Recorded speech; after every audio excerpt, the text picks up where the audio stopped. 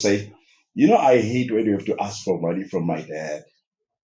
Because then my dad gives answers that are really so debasing for a human. Because I would answer, hey, there's a lot of money. We have a lot of money, but I don't feel like you need it right now. I'm not going to give it to you. I don't feel like giving it. So she says, I prefer my mother. My mother will say, there is no money. You feel comfortable with this, there's no money. But when somebody says, there's a lot of money, but I don't think we need this. Teenagers ought to be taught there are limits to what they can get, even if there is plenty.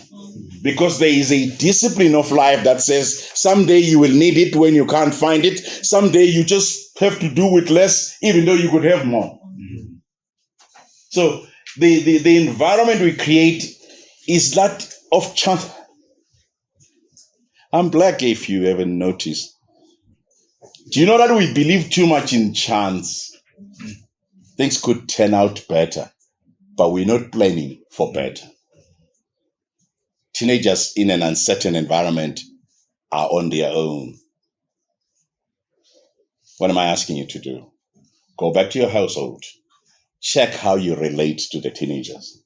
Check if they trust you, because all you need is the teenagers trusting you. This is the hardest thing to earn the trust of a teenager. To earn the trust of the teenager, understand his language, respect him, listen to him, incorporate some of the things that they think.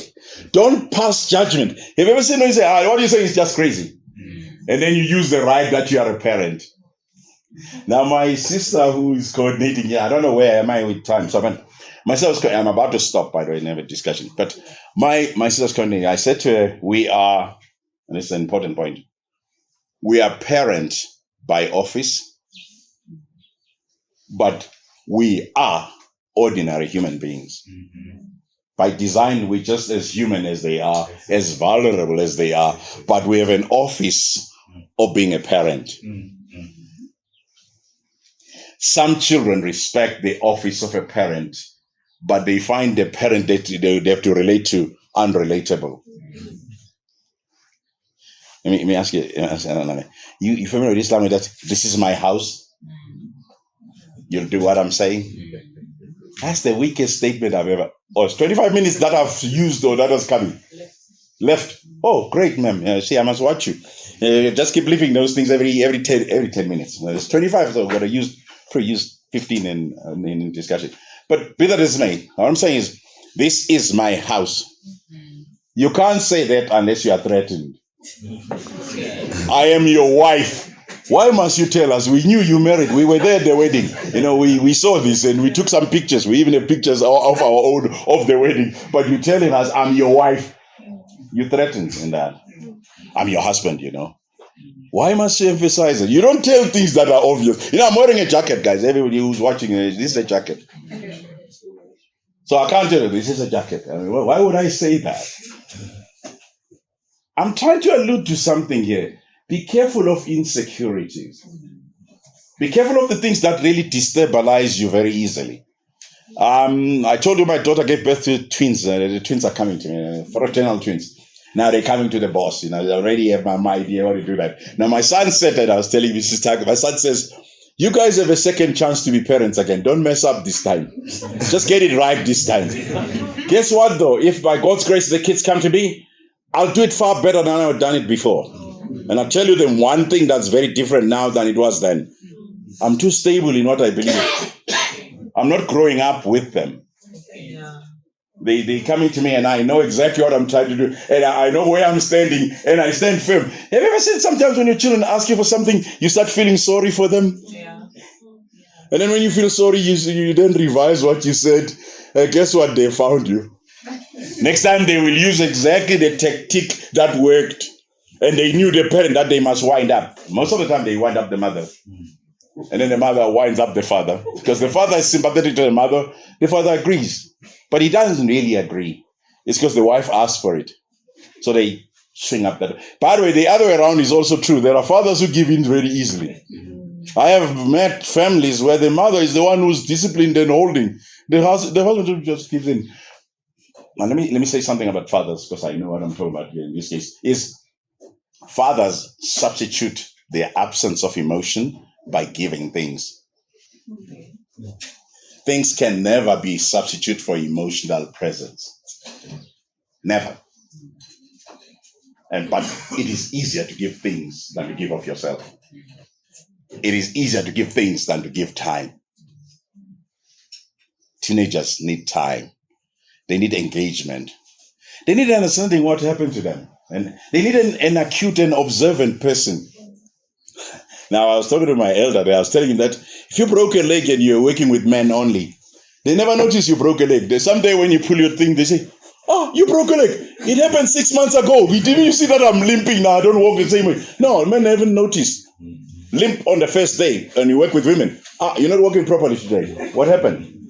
Or be sad. Then women go, "You're not okay today. Something is not right with you." Be observant. Be fully present. I use words, they're simple. To be fully present is the hardest thing to do in anything you do, including your work. Most of us do our work, but we're not fully present. Most of us are husband, married, but we're not fully present. Now, what do women do? They come. Right, Thabe is laughing at me. Now, don't laugh. Women come from work. They want to tell you the stories of the day. But the men are not listening. You see, now you want to be sexual later on. Women, they saw an accident. That accident is still in their head. They still have to kick it off. It takes some time before they tell you the story about how sad the guy was. His head was torn and whatever. I'm a man. That's his business, Let's take care of business here. We are here. We're not there. But the wife has to wash it off slowly through a system. And then she feels comforted that she told you the story. And she heard your sympathy and your empathy. But you're not interested, really. And unfortunately, being married, you show that you are not interested. Oh, that frustrates you into the extreme. And your children know that too. I was talking about Thabe. I was talking about a friend of mine out at my church. Then he says, and I like this line, they were raised so well. That family, they were raising their children well. Oh, how I wish I could walk somewhere. This brother talks about a credential. If they say he raised his children and grandchildren well, he raised the children in the church well, that's it. We're done. What is the use of saying Mandela is such a popular thing, but his children are not that organized? What benefit is there when the legacy is about the money you made, but you don't have a stable family? When I was much younger, I worked for a company. There was a man called Saul Kesner. Anybody ever heard? You should have heard about Saul Kesner. If you haven't heard about Saul Kesner, you must be taken out of here. But there was a guy called Saul. Now, Saul Kesner was rich. He made this statement that will stay in my life. He made it in 1979. Everyone keeps saying, "Saul, you are successful. Saul, you're doing well." They do not know that I have paid with family. I've had a daughter who has dabbled with prostitution. I have divorced 2 times because of building this business. Don't lose everything. Keep your children. If you have to forfeit the promotion so you could be at home, be at home. But be comfortable doing that. Don't be insecure. I have to stop here. But be careful of things being a substitute for soul searching as an adult. Because sometimes we buy trappings so we could be okay with ourselves, or so we could have the accolade, a man's applause saying, "You're doing well." Thank you. Let me stop at this and see if you dislike everything I've said, which is fine. And by the way, there's another thing for me, a little different from my fellow presenter here. Even if you say what you said, Thabe, is stupid, I'm okay with that. It doesn't change me at all. It doesn't even bother me. I won't remember it tomorrow. I won't hold it against you. If you say it doesn't make sense, you're free to say that too. You can't be rude, you're African, but even if you are, but doesn't. You see, what people say never make anything of you. But it takes a long time to get to that point. Because it's an opinion. Even if they really think you're an idiot, that's what they think, and that's it. That's where they must live. Try not to be an idiot by finding out God. I have stopped. Sorry. I speak with too fast. So if I say something that you don't like or you didn't hear me, I'm happy to repeat. Are there any comments or questions that I might call on now? Or do I have a right to ask for questions at the comment? Yes, sir. Okay. Yes, sir. As long as it is anyway, time is fine. How much time is left now? It must be 15. Okay, I'll see.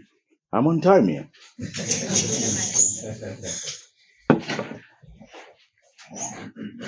I wanted to ask on the issue of being dynamic and not being static.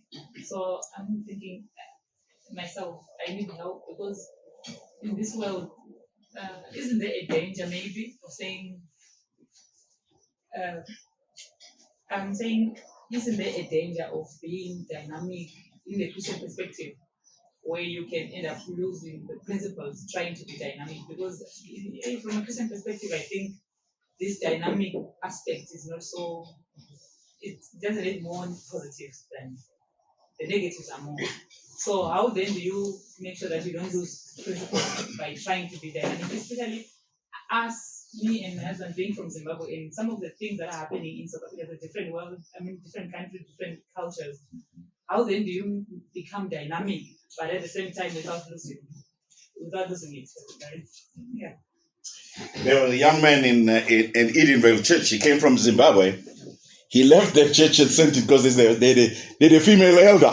He left. He called me, hey, come on, we're going. We're not coming back here again. There's a female elder. I'm telling you. Let me try to explain dynamic because I might be lost. I might not be explaining it well. Yeah. Did you know that God asked Abraham to go give his son? Is that right? It was obedience to go sacrifice the son. Midstream, if he wasn't listening, he would have missed the voice that says, no, now stop. That's dynamism. Being present to the moment. That's the one point. Let me say the other thing. A principle does not change. Okay? The fact that God is God, the fact that there's a way of doing something right, ethics, which is what I teach, ethics remain ethics. There's a right way of relating to a person. There's a right way of talking to a person. There's a right decorum. There's a discipline of doing things properly. That cannot be changed. What is dynamism? Dynamism is understand the world as is, not as it was. Be yourself, but understand. In other words, what is the use of me wanting to find a phone that rings? Because most people don't have phones anymore. They only have cell phones. What's the use of trying to pass a message if I want to talk to the young people and I'm not talking on this? Now, today I forgot my Bible, and I didn't forget it because my son didn't put it where it should be. I think it's left in that car that Bomadi drove back. But here's this. I normally speak with the Bible, but that's past. And when I'm preaching to young people, then I pull out my cell phone and I read my notes from here, man. They think the old man is relevant. Now, if I'm trying to talk to them, and I use my Bible, I do look established like I'm in the old-fashioned, old-time religion. But it doesn't do the same effect when I do this. Now, when I attach my notes here to a screen, and then I walk away there, like something is happening, and then things start changing, the young people relate to that. Because then I am talking to them, but I haven't changed any of what I'm saying or any of the principles I'm trying to pass across. So being dynamic is really understanding the environment and acting within the environment. Same principle person. Never adjust your principle, because when you've adjusted the principle, you've changed. And then your children are lost. Hopefully not forever. Yeah, I've got a question based on... My brother, how many of these are here? I think... Give it to the brother. You look better with him. So my question is based on this taboo within us Africans that we can't talk to our young ones pertaining matters of sex. So the question is, how do we break that barrier? Because I've been in this church since I think 1999. We've been taught about this thing, to talk about sex to our young ones, but we are not doing that. There is still this thing. How do we break that thing? Even now, I'm not comfortable to talk to my son about that thing. You see, but yet we are being taught about those things, but this barrier is just holding us. How do we break that barrier? Yeah. Thank you, sir. My brother says, how do you break the barrier of being conservative on sexual matters? There's an answer from the brother here. Yeah, you see, on my side, I think you don't have to go all it out at once. You find what is possible, applicable, and also with God as your principle, as the ideal, as God as your ideal. So you cannot find yourself doing what, let me call it, an Adventist is expected to not, as a non-Adventist who do it. We do have principles in the church, in the Seventh-day Adventists, as it were.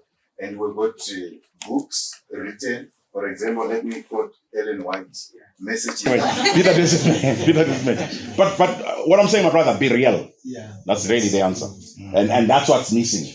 Yes. Do your children tell other people what they don't tell you? I want to allude to something. Have the good friends who are your friends here relate to your children.